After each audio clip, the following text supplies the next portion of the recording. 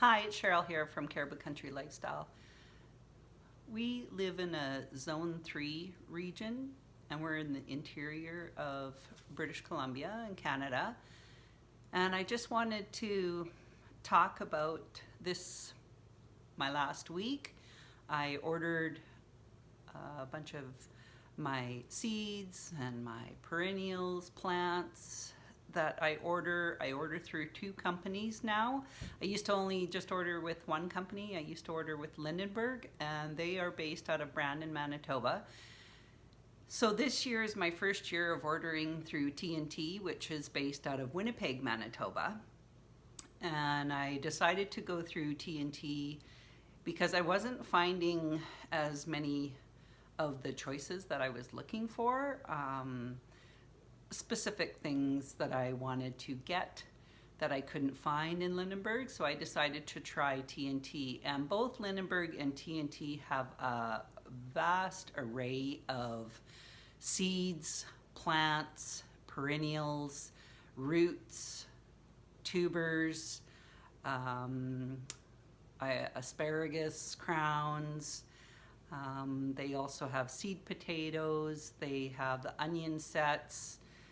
Just such a great selection. I noticed with T&T they have a lot of trees and shrubs as well. So it was good to have more choices between the two catalogs. And I have been ordering from Lindenberg for probably at least 30 years now. And this is my first year with T&T, and I've really never had a bad experience when I've ordered with a mail order. Yeah, I still shop in town locally to get other seeds. Last year we had such a hard time getting seeds. There was no spinach, there was no radishes, no carrots. It just seemed like every didn't matter which store you went to, everything was empty. So it's a little disheartening when you're not used to that. So this year, over the year, I have picked up some seed packets from some of the stores here in town, and then I just ordered through the mail order with the seed companies.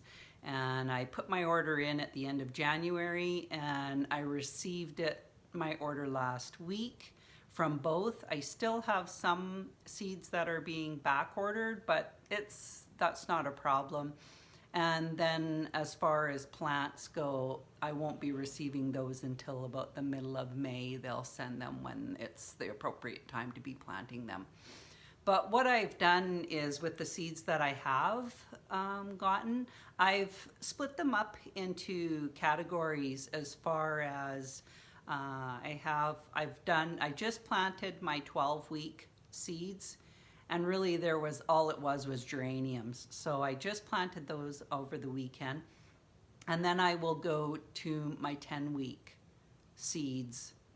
And so what that means is with our area, I've looked it up through online, and I just look up when is the last frost date. And for us, it's supposed to be June the 2nd. So then I would check out my calendar, and I would go from June the 2nd, and I would go back 12 weeks and then mark what that would be. So I've started some plants for the 12-week mark. So next is going to be my 10-week mark. So because I've already done the geraniums, I never thought to bring that pack up and show you that, so sorry. But here are some of the seeds that I have ordered and plan to grow. I have so many different types of seeds and plants. It's just amazing, actually. I'm just over the moon, thrilled about the whole thing. Can't wait to get started.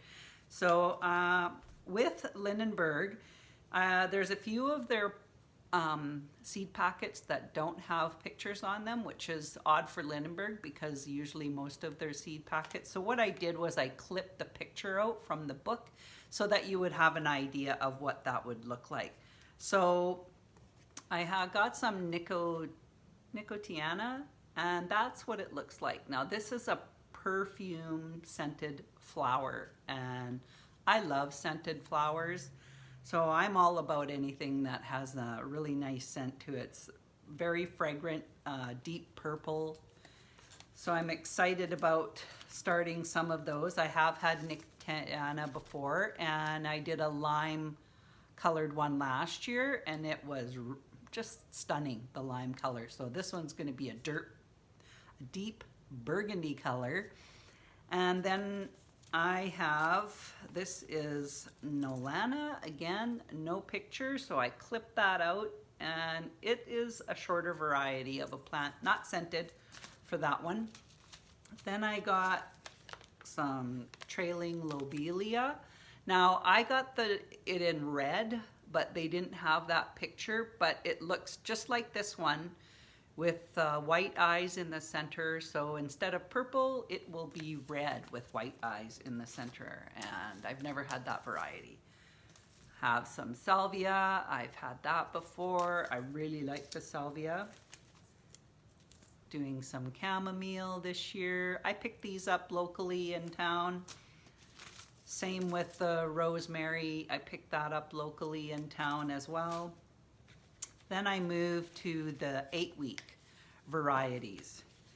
And this one is a trailing Snapdragon. Now I don't have a picture of that, but I just thought, oh, a trailing Snapdragon in a hanging basket. I love Snapdragons.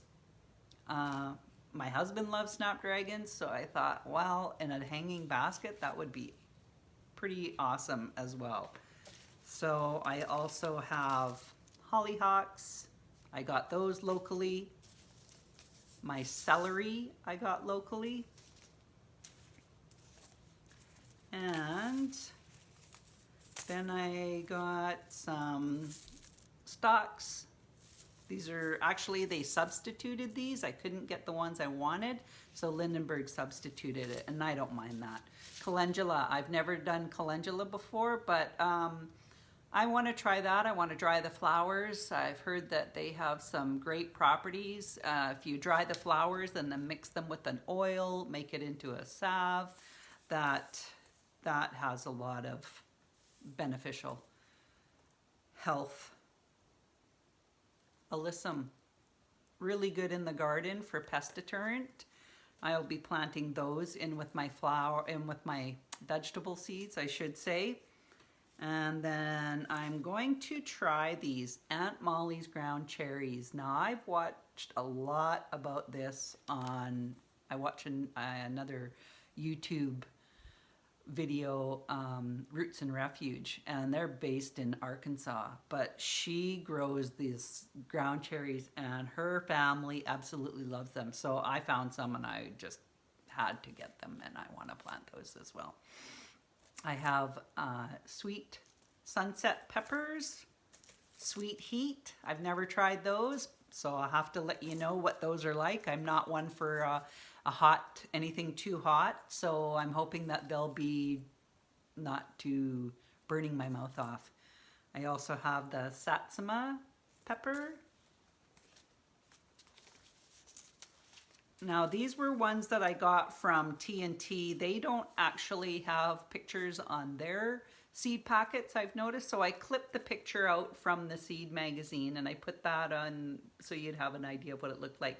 I've never planted eggplant before, but I'm excited to plant the eggplant. I have one dish that I do char roasted vegetables, and I've been eating a lot of eggplant. It has eggplant and onions and tomatoes and zucchini, fresh garlic, herbs. It's really, really good. I'm also going to try some habanero peppers.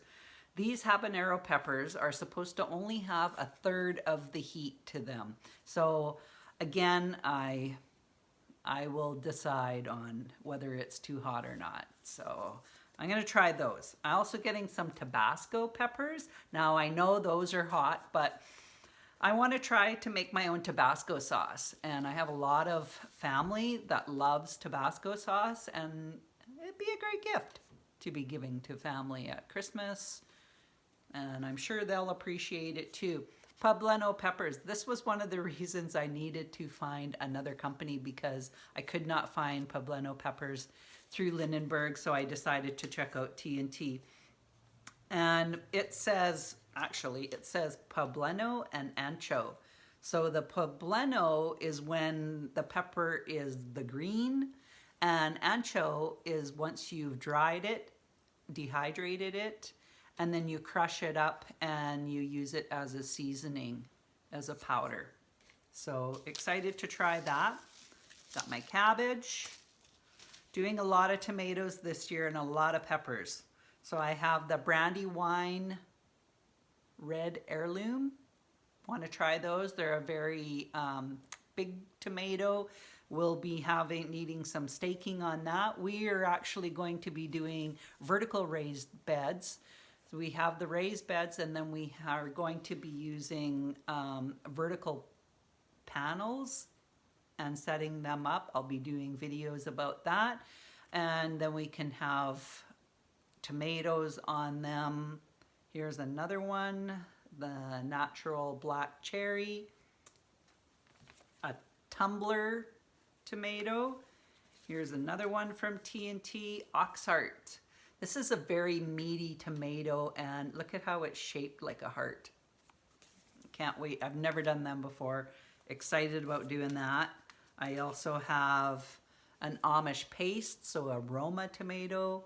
Again, have the picture for it so you get an idea of what it looks like. I'm doing the yellow container cherry tomato. Again, I want to do that in hanging baskets. I needed to find other things that I could have more versatile out of the seeds. And I mean, I can have them in planters, but to have them in hanging baskets and hang them is just as good for me. Have the chocolate sprinkles. It's a hybrid. I've never done those before. The Lemon Boy.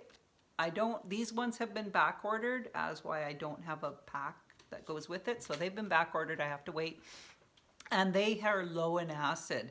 So anybody that's wanting something that doesn't have that as much, because tomatoes are pretty acidic. So if you're looking for something low in acid, that'd be a good choice for you as well. More peppers, California. I have some cayenne pepper. I got that locally. Then I have going into my flowers. These are all, I bought these locally. I have more Snapdragons, a white alyssum. I have the double flower petunia, another double flower petunia. I love petunias. Got some, oh, I love those hollyhocks. How black they are. I can't wait. Called Niagara. Try some hyacinth ruby moon beans. So these are not to eat. This is a tropical vine producing blue-green leaves and fragrant purple pea-like flowers with purple pea pods. Interesting, very interesting. I have some astilbe, Lobelia, love that color.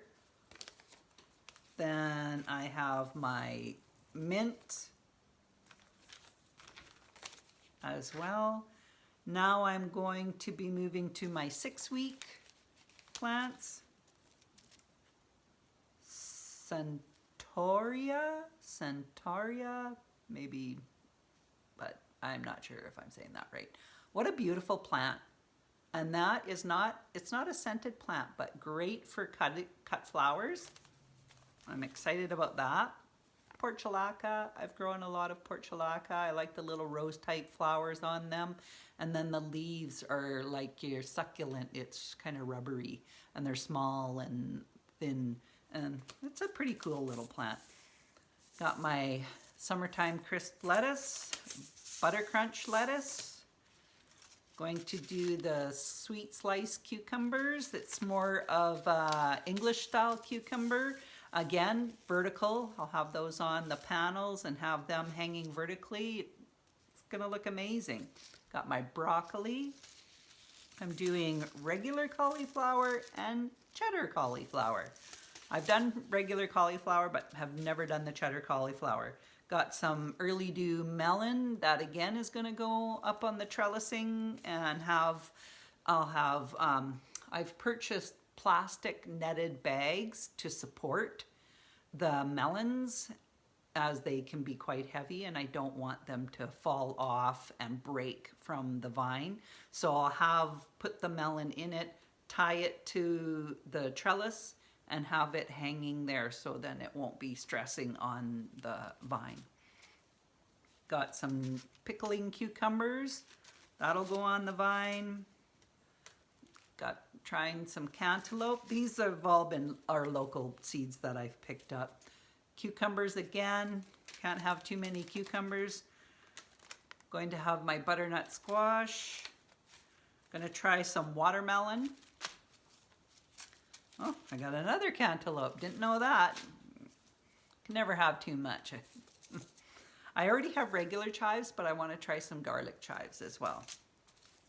And I've got, these are giant cactus zinnias. I'm going to have those out in the garden. I love the different types of flowers. California double zinnias, candy cane zinnias. Those are cute with the little speckles on the flowers. So that's it for my 6-week plants. Now, this stack is, you plant these right out in the ground. You don't have to start these inside. You don't have to start them early. Just plant them in the ground. Now, Cobaia. I think it's rosy purple Cobaia. I think these look amazing. So they get 10 to 12 feet high.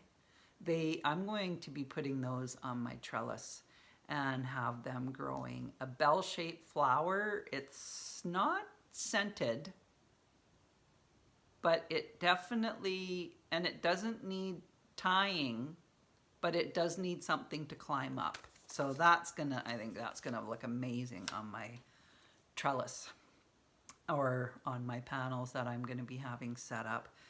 I've got some holy basil. So this is not for your traditional culinary cooking with. This is a holy basil. It's Tulsi. So you would dry it and make it into a tea. And it's really great for digestion, if you have digestion issues, which I do.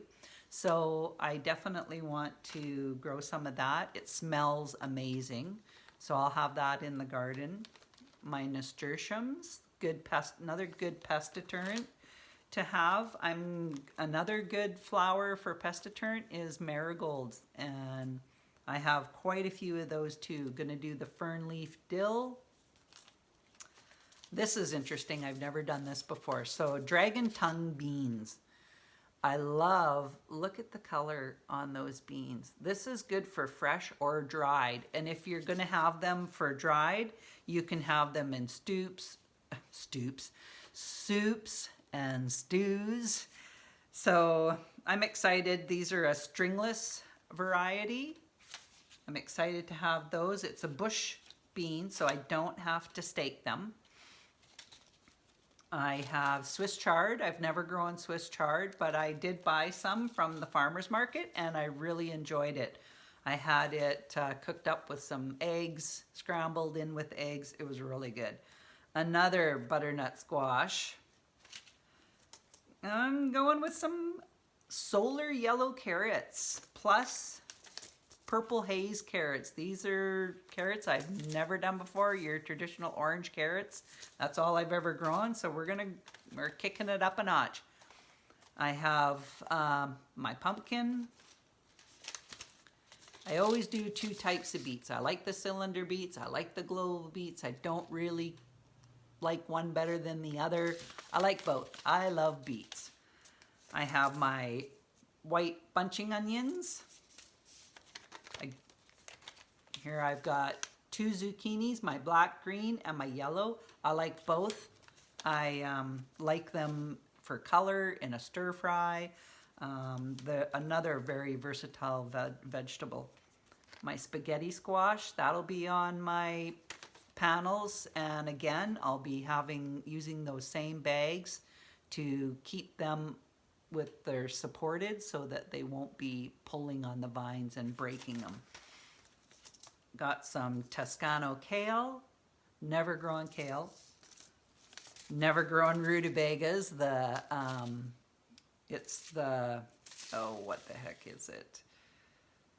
They call it the Swedish turnip. That's what it is, the rutabaga. I have been buying that from the store, and I've been using it in place of potatoes in stews and soups, and roasted vegetables. I really like that. I have my snap peas. I don't grow shelled peas anymore. I like the snap peas because I just like to, I don't want to shell them. That takes too much work. I don't have time to be shelling peas. I just want to grow them and eat them. I'm gonna do the bush, or these are the bush beans. Got those. Oh, I got some yellow beets too as well. I forgot about the golden beets. Gonna do some Peter Pan squash, kind of like it. You can cook it up like a zucchini. You just chop it up. Going to be trying some okra. I've never grown okra before, and I've bought those seeds locally as well. And last but not least, I have some Chinese toi choy. I love bok choy, but I like the baby bok choy. And I always am buying it in the store, and I never usually buy the regular sized bok choy. I usually always get the baby bok choy. I like it. So that's my seeds for now. Like I say, I have more coming in. I have ordered raspberry canes. Those won't come until the middle of May. I've ordered my asparagus crowns. Those will be here in the middle of May. I ordered elderberry bushes. So I've ordered dried elderberries and made a syrup. Now this is not a syrup like put over your pancake syrup. This is a medicinal syrup. So, and you keep it in the fridge. It stores for up to 6 months, and you take it every day, a tablespoon of it, and it's good for sore throats. It's good for if you have a cough, if you're, you know, for your immunities. It has the elderberries and rose hips and cinnamon and cloves and honey. It's a really tasty syrup. And I also have ordered Haskaps. My sister in Saskatchewan has had Haskaps, and it's a cross between a blueberry and a raspberry. And you can make jams, you can eat them fresh. Again, never had them before, want to try them, can't wait to try them.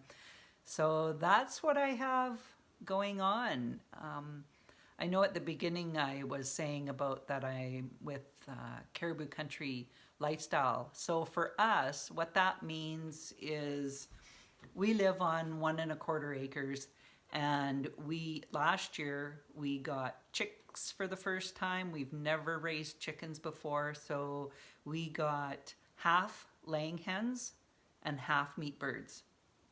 And our laying hens, they have been producing eggs. We got them in June when they were just babies, and then in October they started laying eggs. So we've been getting fresh eggs daily, and it's been a lot of fun. This year we have decided that we want to get some different birds. So our laying hens were Rhode Island Reds, and we got 14 of those. This year we are going to try dual purpose birds, chicks, and they lay eggs, plus we can use them as a meat bird as well. And we are getting 2 heritage breeds. We are getting the black Australorp and also the buff Orpington, and they are friendly chickens, so I can't wait. We're not getting them until May. We have also just recently looked into getting a couple of piglets for meat for in the fall. We went out to a farm out this last weekend and went to go look at some piglets, but they didn't want to come out. They're 3.5 weeks, 4 weeks old, and the mama didn't come out, so the piglets weren't coming out, so we never really got to look at them. And I think I want to go back and do my due diligence and check out these pigs and see them, because I don't just want to buy them without making sure that they're happy and healthy and just that they look good. Like all the other grown-up pigs on the farm looked really good, but I just want to make sure that these piglets are going to be what we want before we go buying them and then not be happy about it. So that's basically what we're about. We are having fruit trees. We want to produce food to put on the table without having to purchase it and knowing where it's coming from and what's going into that food. Same with the chickens, with the eggs, and now we're adding a couple of pigs as well to the mix. So I'm just glad you were able to join me and check out what we have going on. So we will talk again until next time.